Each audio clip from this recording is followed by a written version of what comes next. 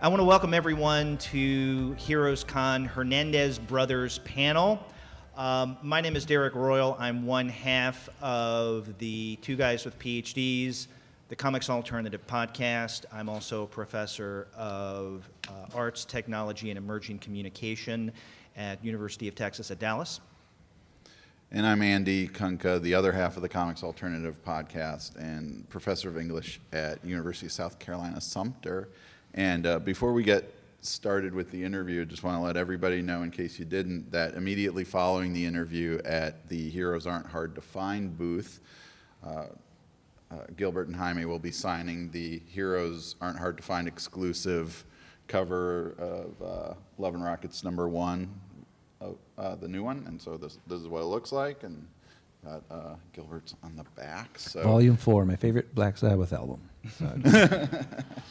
And so, you know, after we're done here, you can go down and get that signed and pick it up if you haven't picked it up yet. I don't think that any introduction is needed, really, when it comes right down to it, with the Hernandez brothers here. But for those who are unfortunately uninitiated, we're here with Gilbert to my right and Jaime right beside him. They are the team behind Love and Rockets. The first issue, self-published, came out in 1981. So basically now we're looking at 35 plus years in terms of an anniversary of Love and Rockets. It's a title that's been around for, in one form or another, in the characters that they've created since then. So they definitely have some longevity, and we want to talk about that longevity today. Okay. And so one of the places to start with, I think, since start with actually some of the more recent developments with Love and Rockets, since, as I just showed, we had the first issue of Volume 4, and 2 issues of that are out so far. So if you could talk about, first of all, why switching from the New Stories annual book to the magazine size again? Basically, for my end, because the annual was driving me crazy. Sitting with 50 pages for a year, drawing this thing for an issue for a whole year started to mess with me. I started to rewrite scenes that didn't need rewriting because I thought they were old. Just a lot of things like that, but also we wanted closure more often. We missed having an issue out, and then shortly after that, another issue.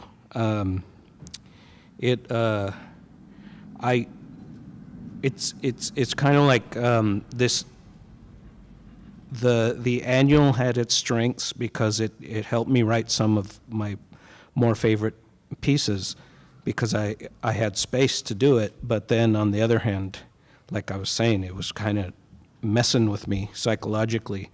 And so kind of trying to decide, well, what do we want, our sanity or or the ability to write longer stories? Yeah, the Love Bunglers was done in the annual. So Yeah. that was, you know. So yeah, there's a lot of good things about the annual. I could do long stories. I could do throwaway stories that were long. Normally my throwaway stories are 3 to 4 pages, but this was, I could actually have 20-page throwaway stories, which was fun for a while, like you said, and then it starts to work on you, and then you realize, and then I realized I was only doing a cover of Love Rockets every 2 years, and that psychologically, that kind of like, what? How? What do you mean? It didn't work. I'm not crazy about doing covers, but I like having them out. I like, like when you're a kid, you go, well, when we were kids, you'd see comic books. There's so many comic books coming out, and came out so fast. And luckily, our older brother was collecting them. Let's say the X-Men or something, and I'm talking about Kirby's X-Men. That there would be so many that I would miss issues just because, they came out so quickly. But what was great is since he collected them, we could go back to them. Rediscover what we missed and whatever. But anyway, so that's just ingrained in us, just having new covers, a new issue coming out periodically. It's just more fun. I mean, we're still Love and Rockets is still a comic book. We're not New York Times bestseller guys. We're not trying to impress anybody with, I don't know, we're trying to knock down the big two because they're doing that just fine on their own. But anyway, that's all. It's just more fun to do. The only thing that's a little rough is as soon as we finish an issue, dot the last I, we have to start the next one. So that's a little something. But I'm pretty much caught up right now, so I think it shouldn't be too hard for a while. It's interesting, one of the things that Andy and I were discussing yesterday is that what's unique about this transition from your annual into the fourth series, the new magazine format, is that you've really done something that you haven't done with other series changes. So from the first magazine, and then several years later into the comic book size, second series, you'd cut off the stories for all practical purposes, the storylines, at the end of the first Love and Rockets, and then picked up with new storylines with the second series. And for all practical purposes, same thing between that second series and the annual. But with the annual coming, and then right after that going into the new magazine, you guys continued with the storylines that you were already working with. And so I'm curious if there were any challenges in going from the annual format to the magazine in continuing those same storylines for each of you. Only for the readers. Because, what we're working on was the next annual. And so we just broke it up. Broke it up into that. For us, it was easy. I know it's difficult for readers, but your homework is to read the previous issues. So anyway, yeah, that we actually discussed it. I go, should we just start new stories to ease them into them? Well, the point was that we were just going to go back to those stories anyway. So we were just pushing those stories back again, and I just didn't want to do that. And I just wanted to get through these stories. And then I made a few shifts. I took a big hunk of what I was planning on and I'm moving them into a different comic book because it just doesn't fit in Lemon Rockets. Lemon Rockets now, since we only have 16 pages each, each issue, there's not much you can do. So I had to take out a lot of stuff that was originally planned for the annual. And I'll be done in a second. And then, so I'm putting those stories into a new side comic called Psychodrama Illustrated. And it's basically the continuation of the Fritz stories that I'm having difficulty winning people with. The readers have a real hard time with her stories, but I still got to do them because I've got them planned and I think they're good stories, but they belong somewhere else. It creates more work for me, but at least Lemon Rockets is free, so I can just move some of the more difficult things out and smooth it out. Already we just finished issue 3. Already with issue 4, I'm starting anew, so that's cool. Yeah. I don't. Oh, no more. So if the Fritz stuff's moving into Psychodrama Illustrated, what's staying in Love and Rockets? I don't know if you guys have been following, but I had to. Fritz has 2 daughters that she had through a surrogate, and one of them she didn't even know about. So that was the little soap opera plot there. But I have to finish that because I introduced the girls to be continuing characters, right? So now what do I do? So I moved Fritz out and one of the daughters, and then one of the one that we didn't know about or Fritz didn't know about is going to probably dominate new stories because she's going to be a connection to the readers who are there in the new joining Love and Rockets late, and she doesn't know what's going on. So it's about her figuring out who everybody is and what everything's about and how she's connected, as in family. And so that's what it's mostly going to be about. I really want to return. I have the fantasy elements, but I really want to return to basically 2 people talking in a room. Oh. Which is one of Love and Rocket's strengths. Yeah. Well, so is the newly discovered daughter of Fritz, is she going to be, the way you described her, kind of maybe a stand-in for the reader who may not be as familiar with your work in Love and Rockets? So as she's learning, the reader can learn as well. Yeah, in that way. The character Killer was originally going to be that, but there's not a lot of people who can relate to her. I mean, she's so superhumanly beautiful that it's like, okay, that's she's a different type of character. And I moved her. I'm moving. She's still in it, but I'm moving her a little in a different way. Whereas this other character can be just about anybody.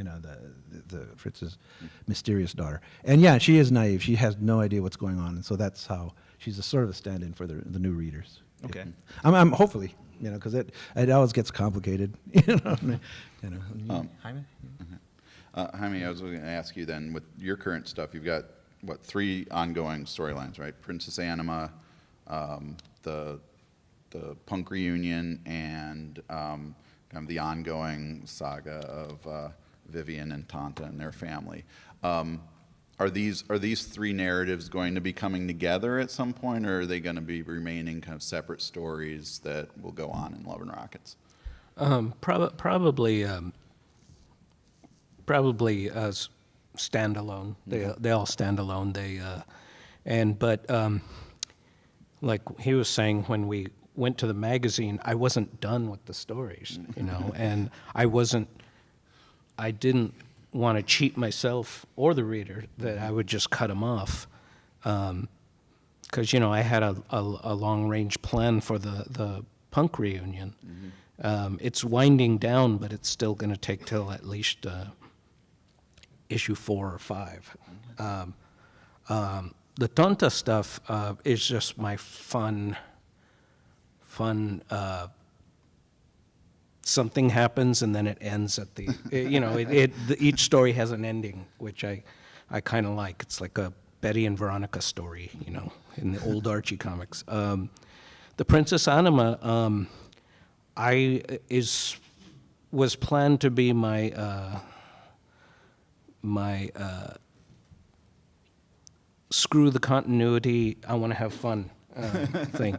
As much as the Maggie and Hopi stuff is very important to me, it's very restricted in real life and the timing of real life.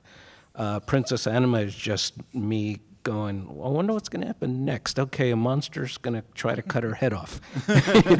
She's going to cut someone's head off. She's going to drink their blood. Okay, fine. It's that I'm having a lot of fun. It's kind of a release when I'm kind of put the Maggie and Hopi stuff aside for a while. That's so bogged down in continuity and character and serious plot and stuff. The Anima stuff, more than the Tonta stuff, is just let's see what happens. Let's go. Let's draw something fun. That's really interesting because when you were here a few years ago, and I think the Love Bunglers had just come out at that point, that it really did feel to me as a reader that the Return of the Tie Girls was kind of a purging of that kind of fantastic superhero element at least out of the Maggie and Hopi stuff. And I had wondered back then, is that the end of that? Is that the last we're going to see it? Did you have, in that time between finishing Return of the Tie Girls and starting the new Princess Anima story, was there this realization that you're describing, that the Maggie and Hopi stuff was too restrictive and you needed to go back to more superhero stuff for that reason? Yeah, sort of, but the Tie Girls really came out of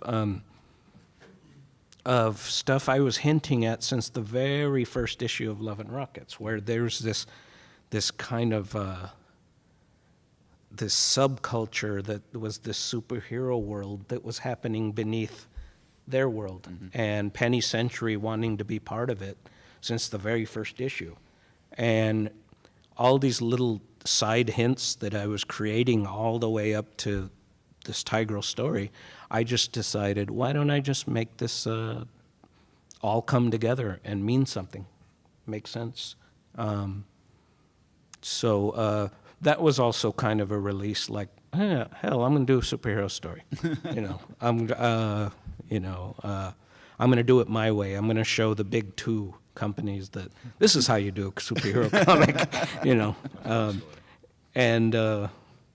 So that was basically that, but also just tying it together was kind of fun. It was kind of like, okay, I've hinted that Maggie had a tenant in her apartments that was a superhero in hiding. I'll put her in it. Penny, I know, Penny finally gets her superpowers. Oh, have pity on the rest of the world. It was just fun, just bring it all together and making it into this one story. You mentioned Penny Century a couple of times. I remember when Andy and I read and then discussed the first installment of Princess Anima, we speculated, or at least we had wondered, if this would be the way in which Penny Century would come back in some way or another, because, I mean, obviously the Princess Anima storyline has, this very similar feel to the Tie Girl story. But the last time we've seen Penny Century is through the Tie Girl story, the Return of the Tie Girls. And I'm not asking you to tip your hand or anything, but, I mean, are we going to see Penny Century more? Well, some point? it's a question I've been wrestling with, because the way her life ended up in the Tie Girls was her memory was erased, and she didn't even remember her closest friend, Maggie. And that was her punishment for all the trouble she caused. And now I'm wondering, okay, was this Penny in real life, or was this Penny in Tie Girls? So which was the real Penny? If I bring her back, will Maggie go, "Oh my God, you're back," and then she doesn't know her? Or will life go on as in real life, that, she just comes back older? I haven't decided which one I want to do. I haven't decided which is the reality, which was the fake. But even in the new issue that hasn't come out, Hopi said she's hanging out with they're all hanging out together, all the old friends, and Hopi goes, "Hey, the only one missing is Penny Century." I'm kind of hinting something coming, Okay. But I tell you the truth, I don't know what that is. Well, it's funny thing about Love and Rockets, because we think, like I said, we grew up in the 60s, we read comics the way they were.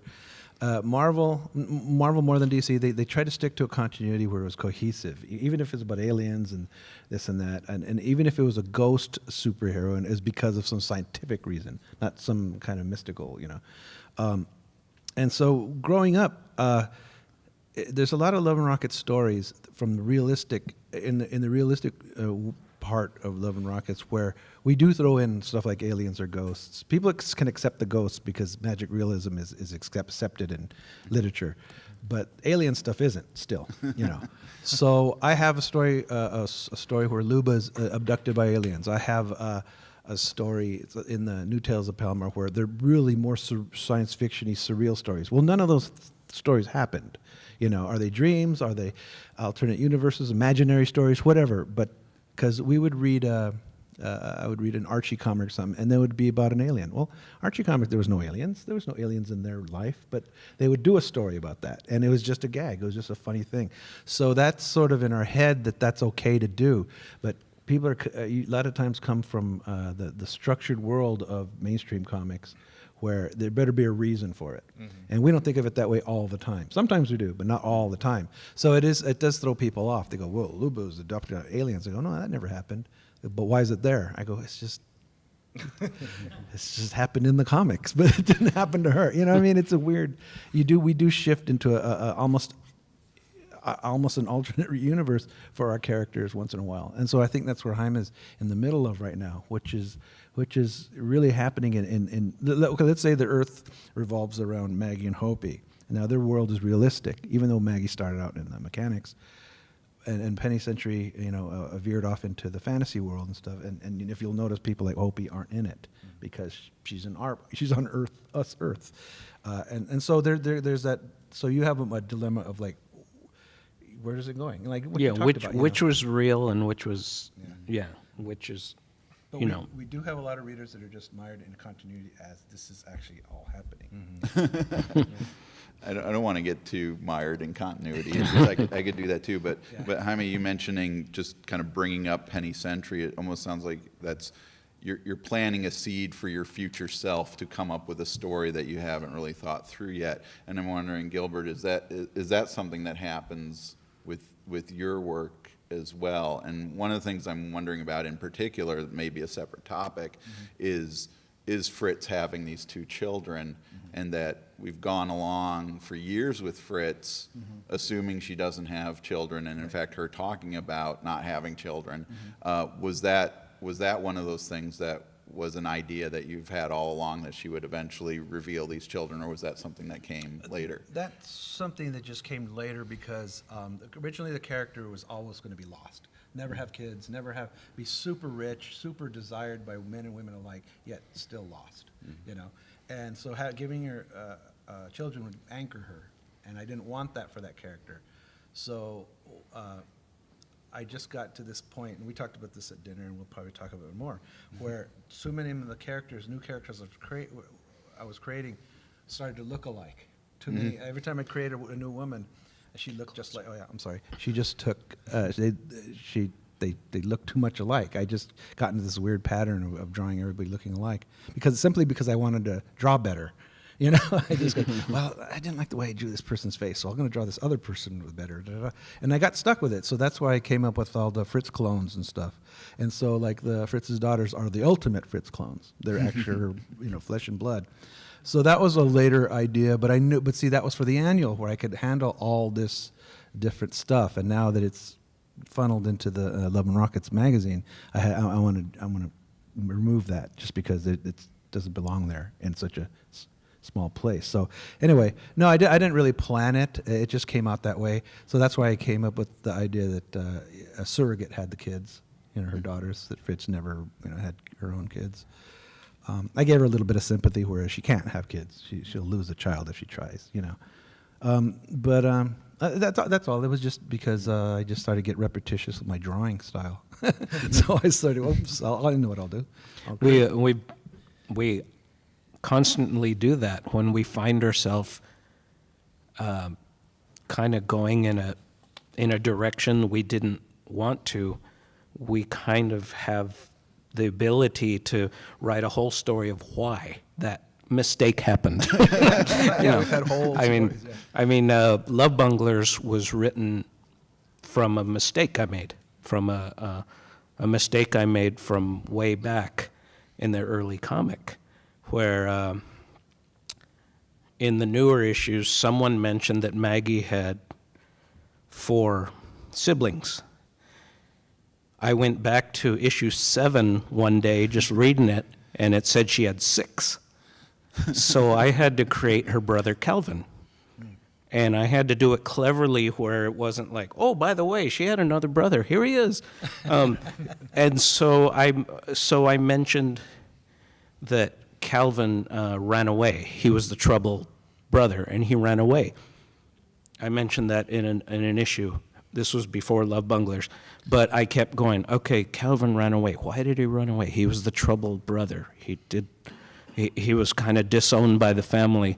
And I started to think about it a lot. And then, 10 years later, the Love Bunglers just started to fall into place. Because on that same issue, and way back in issue 7, the same person talking about the 6 kids mentions Maggie moved away for 3 years and then came back. And I always wondered what did she do in 3 years? Well, Love Bunglers just took all that. Actually, Browntown, the story, took all that, and all that just fell into place. And it included the missing brother, why he was kind of ousted from the family, and Maggie's 3 years of growing up, and before her Hopi days. And so they all became because of mistakes, because I said 5 brothers. I meant 5 in the family, and I said 6, so I had to fix that. Yeah, just one little mistake will create an entire graphic novel sometimes. We know, Jaime, what you just described, and then, Gilbert, you're mentioning continuity or lack thereof. I mean, that gets us to really what we're talking about now, matters of process.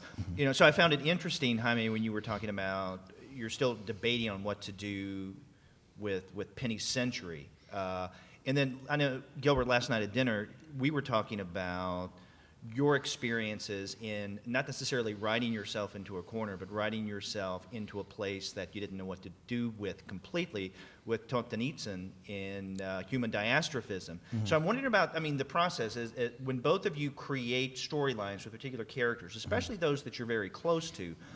Is it often that you find yourself doing something with those characters that seems almost out of your control, but once it's done, you regret? Yeah, the Tonantzin thing about where she died so soon in the series, is the regrets I have is that she was a great character to write and draw. She was great. People just liked her because she was a real dumb person who was you're very sympathetic to, you know. So you never thought of her as dumb or stupid if she was just didn't know anything, you know. But she had all this energy and she was just great and this innocence about her and this and that. I don't know. I think I moved toward, in human dastardism, I moved toward the darker side of her, that it you know, it was a runaway train. I couldn't stop it, you know. And the only way to end it was how it ended, you know, with her death or supposed death. As ghosts to tell you about ghosts are accepted, but aliens aren't. Yeah, I don't know if most of you know the story, but supposedly she killed herself in a political protest that she didn't even understand. Well, the character, it's not proven that it was actually her. It could be somebody else. She never went to the dentist. There's no dental records, you know, and so she could be out there hiding out for embarrassing herself, right? But I'm not going to do that because the story was so powerful for me, and I think for the readers who like the story, that it's just, you're sort of just betraying. You're doing a Marvel thing of like, well, Gwen Stacy's dead. No, she's not. Now she's a clone. Now she's Spider-Gwen. That's just to sell comics, you know. But I think at the time, and then Jaime was doing Death of Speedy at the time, I think we were just up against keeping ourselves, you know, on top of the heap, or at least being noticed, because comics were fragmenting, going different ways. And people were giving credit to comics that were really very good. And I'm talking about mainstream comics, and I won't name which ones they are because I don't remember them. It was that long ago. But just that you know, the weather shifts and you start lesser stuff. And I don't mean that our stuff's all that great, but just things that were just like, oh, Captain America is no longer Captain America. He's, you know, running for president. And I go, that's crap. Why do you care?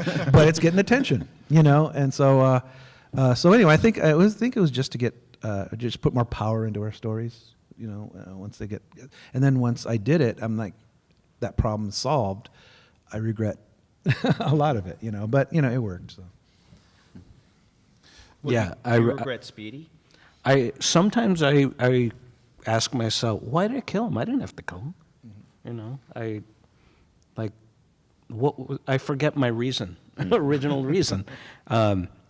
But it happened, and I'm not going to go, like he said, he's not going to be a clone or Spider Speedy. Well, we don't see his body, though. Yeah, see, that's another thing. Was that even him? Ooh.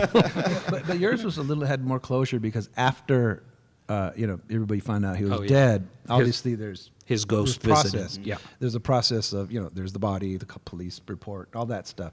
That's a little more taken care of, you know. Yeah.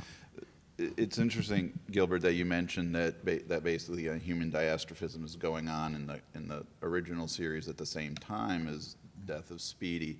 And one of the things, you know, with the collections that are out now, which are so great and so useful for readers to catch up on, you know, 35 plus years of Love and Rockets, that is missed is that give and take in the issue between between the two of you. And so, are there instances in the life of Love and Rockets where, you know, so if somebody's reading, you know, those two stories together, they can kind of see some influence. Are there times in that history of Love and Rockets that really kind of stand out where you two felt like you had to kind of raise your game or do something different based on what the other one was doing in the same issues? Oh yeah, that was awesome. Yeah, I can tell you that early on, when Gilbert started to tell more serious stories, and I was just doing stories about Maggie and Hopi going to the liquor store, I got a little worried, like, oh, I got to step up my game and get more serious here. What I don't regret any of this stuff before, because the Maggie and Hopi going to the liquor store was building character, and so I don't regret that at all. I think it works out better for me that it did build, and then I started getting into more serious storytelling. But I do, every time Gilbert would do something big, I would go, it wasn't like, I'll show him It was more like, oh shit, I better step up my game and keep my place in Love and Rockets. It was more that. Mine was more the opposite. I was to me, my stuff started to get so convoluted and just heavy with all the with so much darkness and violence and creepy stuff that I go, man, I wish my stuff they were just going to the liquor store.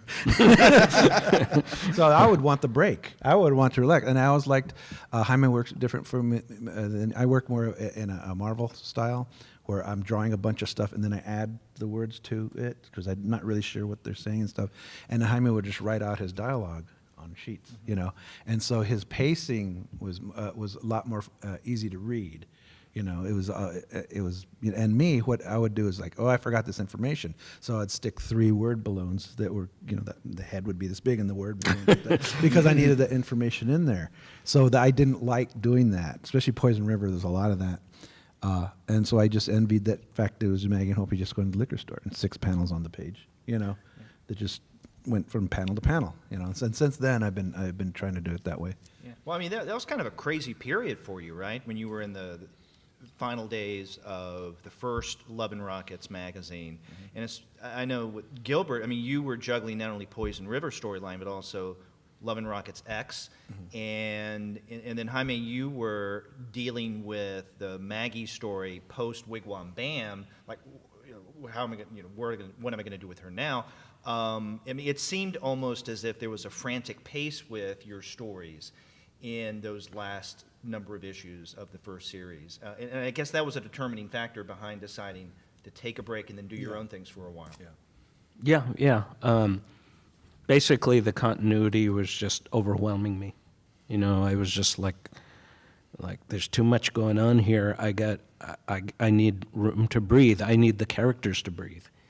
So every time I would do that, I would give the character a break after their story was done. But in this case, I had only so much time to cover all this continuity and make it all work. So there was I couldn't kick Maggie out of an issue because she needed a break, the readers needed a break, I needed a break. And then let her get some strength back and come back in. I couldn't do that, so she was just working on autopilot, just going and going and going and going. And I think that worked out for the story, but it was kind of like, shit, I can't do this.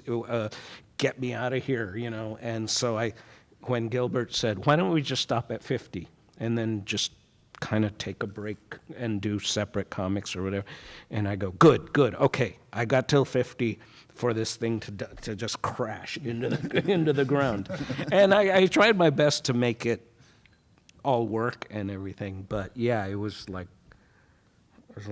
help, I need a vacation, even if my vacation was just doing another comic. It was just the continuity was just overwhelming. And we're inspired by especially Marvel comics and stuff, which had that continuum. They kept going. It used to be the single issues of Fantastic Four meets this character, and then it started to build up, and this and that. And basically, Jack Kirby started filling up his comics with all like the Inhumans and all this stuff because he wanted them to be separate books, but he couldn't get those separate books because he had too much on the plate. So he put them all in the Fantastic Four. And so anyway, it's a part of that, at least for me, was that how it just kept building and going. That's what kind of inspired me to do it. And I always admired comic strips in the newspaper where they would have a story that went on for several years sometimes, which is, you look back at it now and you realize they don't need all that. But it was in the paper and it was in there every day. And so it didn't really work for Love and Rockets since it was only coming out 3 times a year and we were doing that type of storytelling. That's why by 50 I go, this is just going to keep going. And then we got a lot of negative feedback for that, like, oh, when is this going to end? I go, well, it's not. And so there was a lot of people displeased, with that. And I'm talking about professionals alike who liked Love and Rockets at the beginning and no longer liked it. But you know, I'm not worried about those professionals because they're no longer professionals. They're no longer here because they threw up their hands. They pooped out of their ideas, and now they do commercial art. So we get to win at the end.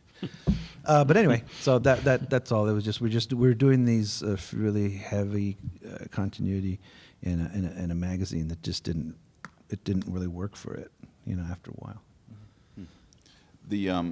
That's interesting. You talk about that negative reaction of readers, and I'm wondering about kind of your readership today, and especially, you know, Jaime, when Love Bunglers came out, and now the Punk Reunion, those really feel like love letters to longtime fans who've, you know, been following these characters, and especially in the Punk Reunion, throwing in, you know, references to In Bed with the Lights On and stuff like that, and things that, you know, that really you know, trigger fans' emotions in relationship to those other stories. So how much does that do you see as a kind of dedication or desire to kind of appeal to those long-term fans factor into some of the choices you make in those stories? It's only a part of it. Part of it's for me. Part of it is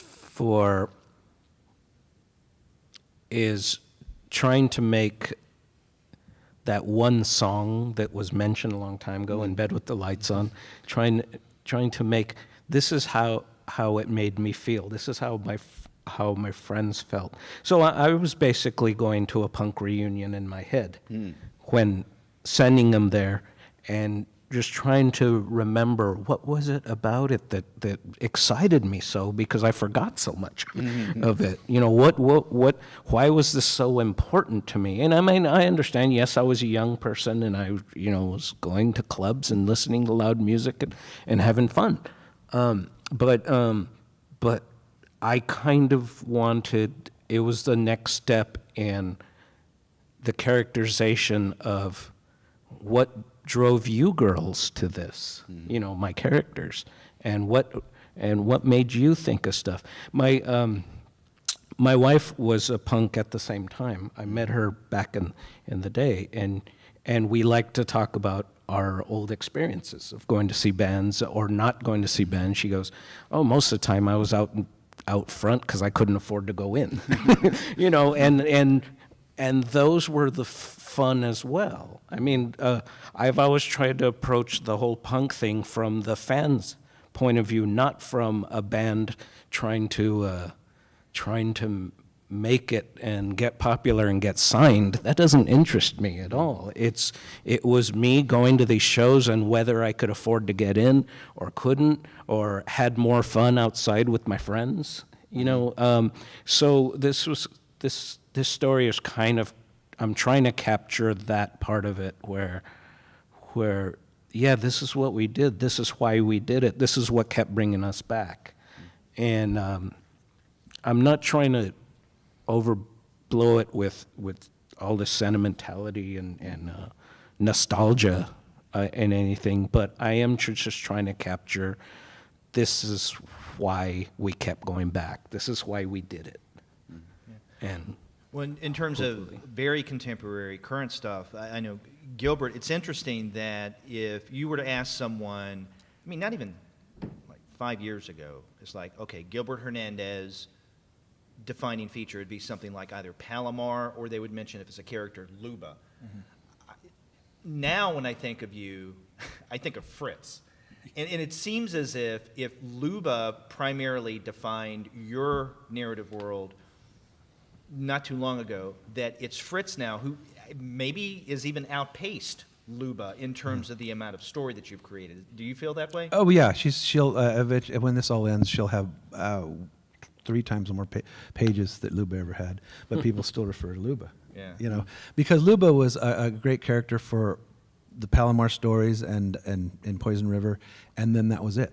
I mean, she can continue, you know, but you know, and the thing about aging the characters is a plus and a negative. It's, you know, the plus is that, oh, it's different. You know, you age a character.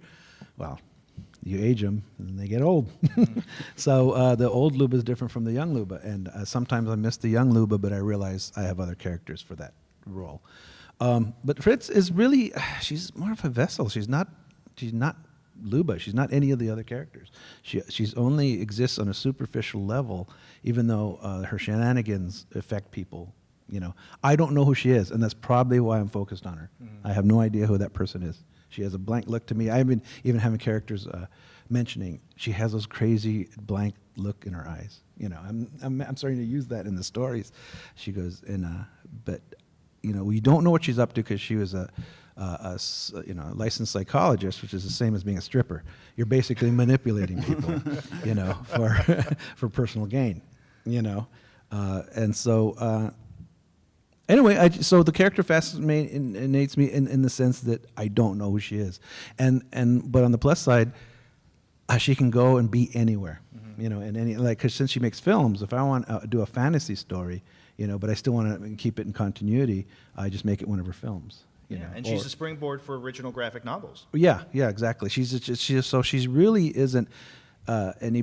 She's not the other characters. The other characters are defined. She's not defined. She'll never be defined. And so that's why I shouldn't make her the focus of stories so much, except for her own movies. And, so that's why I'm moving away from that and having the people around her be more important because they do have personalities. So anyway, yeah, she's a weird thing. She's hard to... She doesn't have the look that Luba had. Somehow Luba had a defined look. Pitts has her own look. It's her own look, but she doesn't... She's just not the same as the others, and she really, really alienates a lot of readers, And I think partially because in a deep-rooted way that she just upsets people. They don't like her, and they want to like Luba. They want to like the characters. I don't think anybody likes Fritz.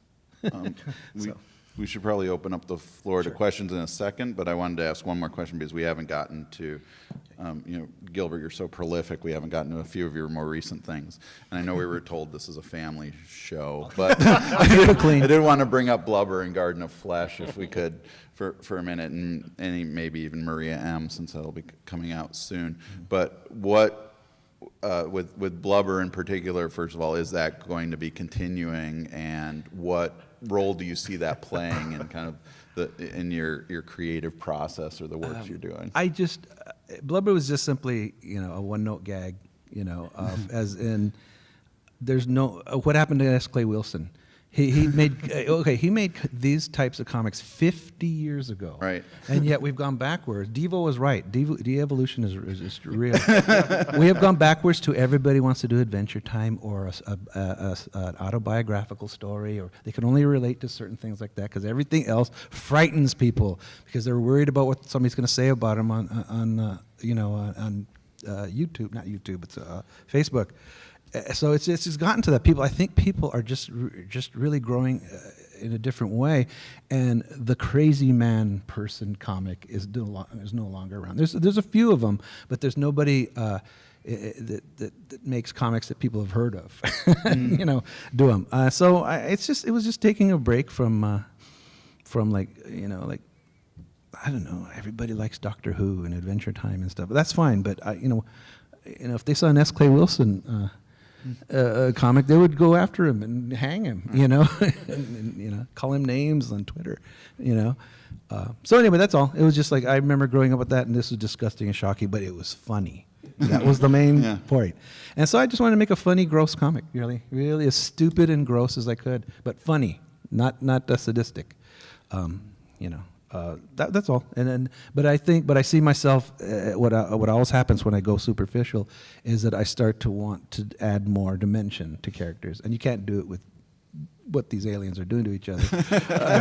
So I have it more. I'm going to add more people to it. Blubber will only continue if anybody cares, and if I care anymore. It's because I've cut off series on purpose. Oh, I'm going to do 12 issues and I'll cut them off. And then that's when people start reading it. So I'm just going to let it die by itself, if it does. But it's open enough to where if it becomes a serious comic by issue 10, then it will. I'm going to let it. I don't think I'm exaggerating when I say that Blubber is the most vital and important comic being published today, for the reasons you described. Just to exist, just to be there and be funny. But there's also commentary on comics going on in it too that I think is worthwhile as well. Yeah, it's self-conscious. Yeah. Well, we want to give enough time for the audience to ask questions, embarrassing or otherwise, about blubber or otherwise, with the Hernandez brothers. Ask Jaime questions. I hog all the time. I talk too much.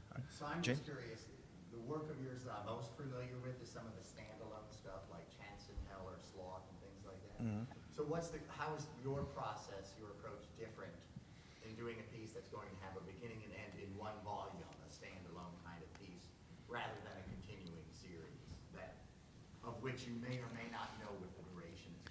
Well, when I started coming out with those books, it was just, I thought I was going to make a living.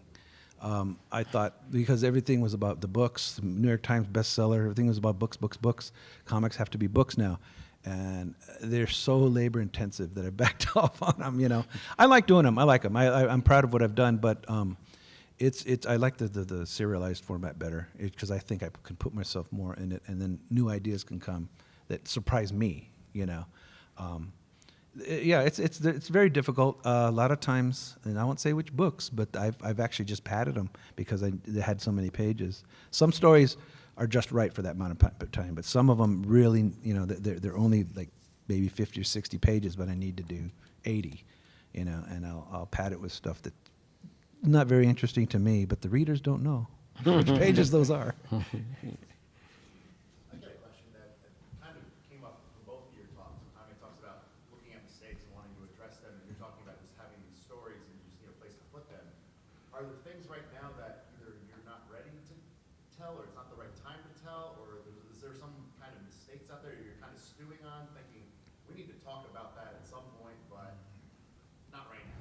Yeah. For me, it's kind of like little things like, well, which penny century do I want to bring back, or do I want to bring her back at all?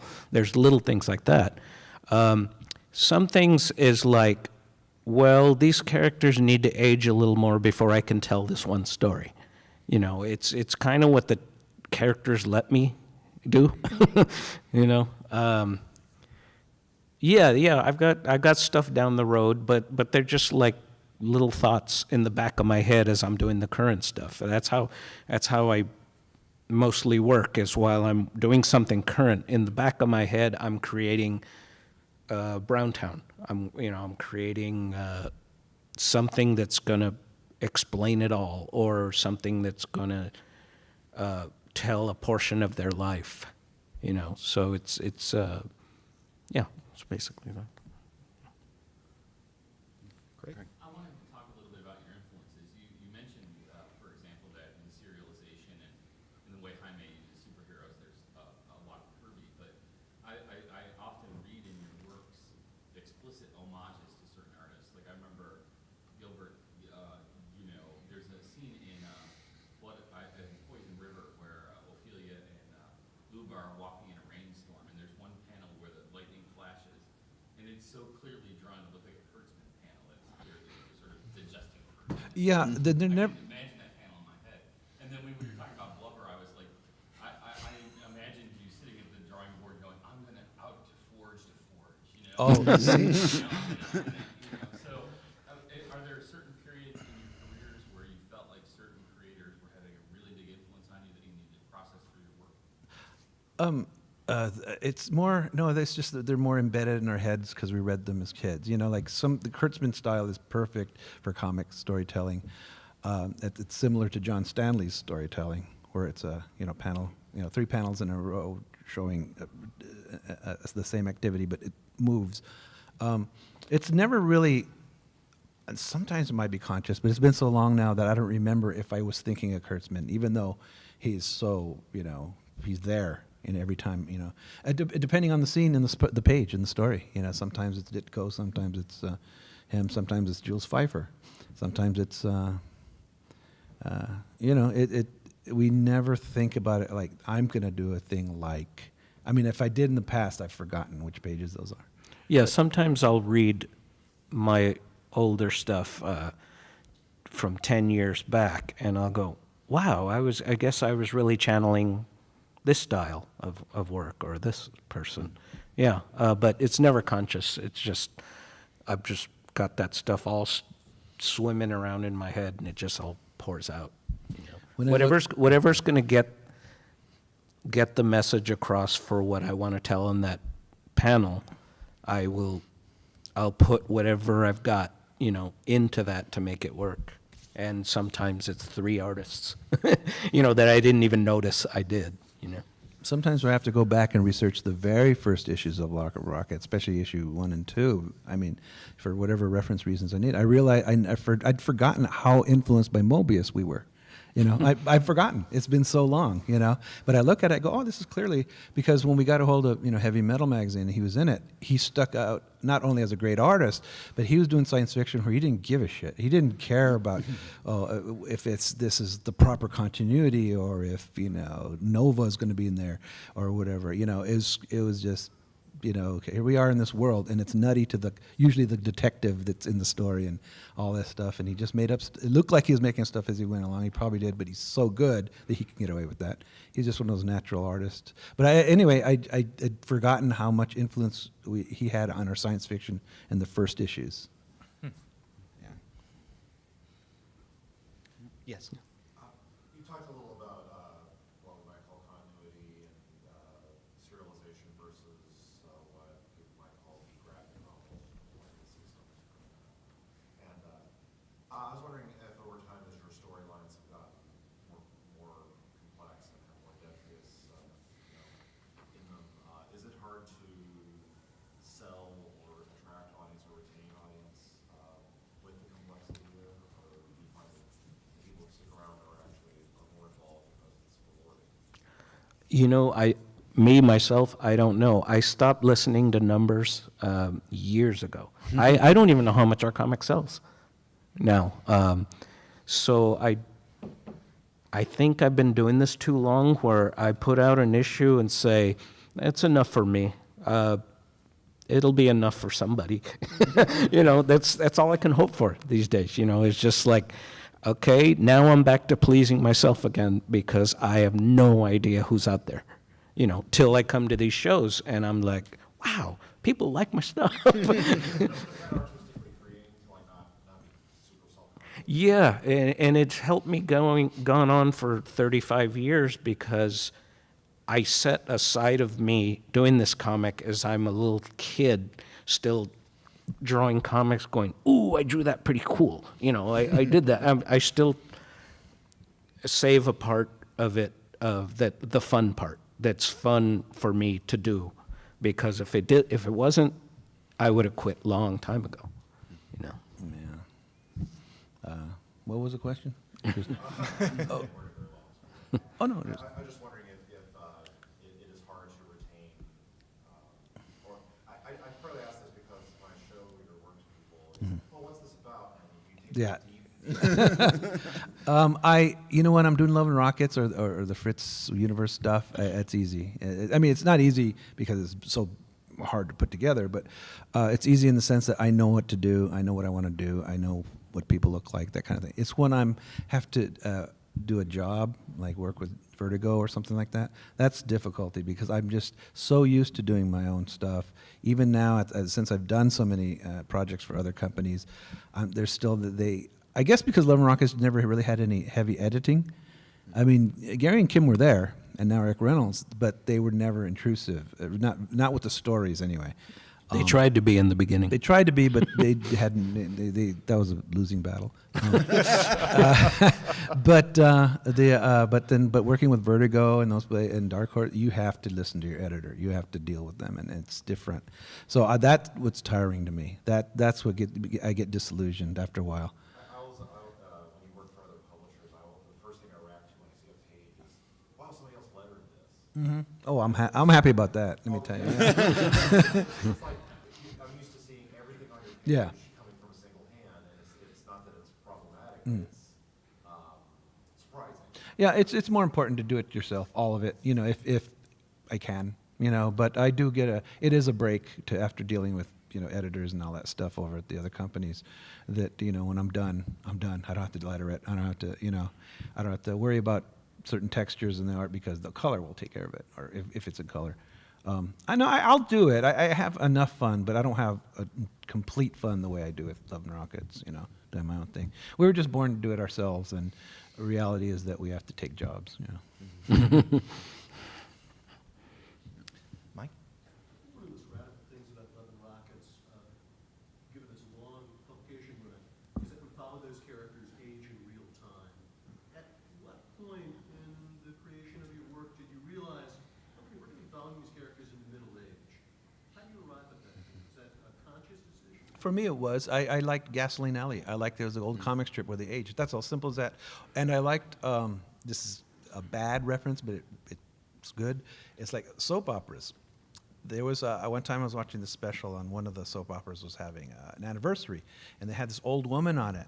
And they traced her history. She played the same character since the 50s. And she was a teenage girl in the 50s, but she's playing the same character. She became the matriarch in the 1970s or whatever. And I thought, that would be cool to have that in comics. That would be cool to have a character that ages that way. And then in Gasoline Alley, of course, it's problematic with the Gasoline Alley because Walt Wallet is 1,000 years old now. You know, Skeezix is 500 years old. But there's that problem. But I just liked it. I just thought that would be cool. You know, I always just like the longevity of characters, a whole life. You know, and so that was for me. Yeah, and I liked it, and I found out that it strengthened the characters because they had a past. They also have a past, a present, and also you can kind of see a future coming. And I think it goes back to as being children, hearing stories from our relatives and grandmother and aunts and people just telling us stories about when they were kids, and you're like, God, you were a kid, you know, and just like that. It's just there's certain warmth to it that just makes it more human, and my main function in doing these comics is to make you believe these lines on paper are more human than anything, and so I think that helps a lot. Aging them is like, oh, remember when Maggie and Hopi were 17? Oh my God, we're such babies then. It's just a warm feeling. I mean, unless you had a terrible childhood, of course. but I rely on that a lot because it just helps them be more human. I remember around, I think a little bit after Love Bunglers came out, you tweeted out something like, oh my God, Maggie and Hopi are 50 years old now. Or I just realized Maggie and Hopi are going to be 50 or something like that. Yeah. My Maggie is as old as my sister, and when she had her 50th birthday, I went, oh my God. Maggie's 50. We probably have time for one more question before the brothers have to part. Yes, Brandy. So you've been doing this for 30 years, 30 plus years, that's amazing. But so is it important for you to garner new readers, new younger readers, considering the history that you've had, especially with Love and Rockets, like for them to go back and read all of that stuff, or you're just like, I used to worry about that, but I can't because there's so much work, and if someone wants to try it, then there it is. Do your homework. And hopefully you'll want to continue through it. But I used to worry. I used to create younger characters because Maggie and Hopi are getting too old. No one's going to want to read old ladies, so I'm going to put teenagers, but they always wanted Maggie and Hopi, no matter what, and At the same age. yeah, and so I stopped worrying about that. I like doing younger characters, but I know that I put as much work into them as the Maggie and Hopi characters, but they're always going to go back to Batman. They're always going to, you can create a new person, but Batman is the guy. It's like the original crew are the ones that people are mostly interested in, and so I stopped fighting that, and I go, well, I'm going to do what I do, and hopefully it'll work. So I stopped thinking about trying to please different generations. I'm just hoping that the minute they read it, they go, oh, I like this, I want to continue. And the paperbacks are great because it does give us an advantage. If you don't know the backstory, you can read it yourself. You know, whereas in the old days, if you read those old comic strips and they went on and on, they weren't collected in the old days, so you didn't know who these certain characters were. But for some reason, people still read them. You know, they didn't care about what happened before. I guess I don't know, but with the Love and Rockets collections, they're perfect. Which book where should I start? From the beginning. Well, there's so many. No, there's only 3 Palomar books. It looks like there's too much, but there's not. No, there's only 3 Palomar books, you know, collected. So it's not that hard. So did I just say read Heartbreak Soup and then Poison River and what's the other ones? I don't know. But anyway, yeah, Beyond Palomar, and then those are the early stuff, and then the newer stuff is Ophelia and Lubit's Family and that kind of thing. So it's not that much. It's just people are lazy, don't want to read long, thick books. A lot of people, saying, I want to start reading Love and Rockets. Where should I start? And I'm like, well, just start. Just start. Just even if you start in the middle, you can always go back to the beginning. And a lot of people would say, well, I don't read your comic because I don't know these characters. And I go, you go to a movie and you don't know those characters. You pick up something, you don't know those characters, so I don't think that's a legitimate excuse. Isn't going to be ongoing? You want that? Yeah, as long as we can do it. If someone unfamiliar, that seems like a really good jumping on point. Well, I'm making it a little easier because I have what happened last. I have a character gallery in the inside front cover just because it's too many characters and too many pasts. So I'll just say who they are and draw their little heads, and you can, if you get confused in the story, you can look and see who they I are. could go buy the collection. Yeah. I can see as someone not familiar. Oh yeah. But I'm doing that now just because I know how difficult it is, and I'm making it easier with the new magazine, though, which I never did before. I have captions now that say flashback, People's Or house. characters say that they're in a flashback. Well, that was a gag just because I was, I realized, because I did the thicker borders, but I didn't give any reference to them. And my wife mentioned, she goes, how come you do those thick borders? I go, well, they're flashbacks. She goes, well, I didn't know that. I went, oh. So I made that little gag, and now I put a little note. Every time I have those thicker lines, I go, thicker lines denote flashbacks, because I don't like to intrude with too many captions. This is a flashback. This is meanwhile in Gotham City. It's okay to do, but sometimes it just spoils the flow. And I guess I'll eventually just do it later. I used to do that all the time, and then I dropped it because I wanted the flow. And in doing so, it just lost a lot of readers' attention spans because they. Trying to figure out what's going on. You shouldn't have to try to figure out what's going on. It should be a simple read. So I'm working on that. I believe that if a comic is a lot of work to read, then I don't think it's very good. So I'm working on that. Well, I was assuming that if there's people that need to get in here for the next panel, that Andy or somebody would come bursting in and tell us to cut us off, but they haven't. But I think probably we're a little past 1 o'clock anyway, yes, which we is are. when the time is supposed to end. So thanks everybody for coming, and thanks Gilbert and Jaime. Thanks everybody for Thank coming. you for coming. Yeah.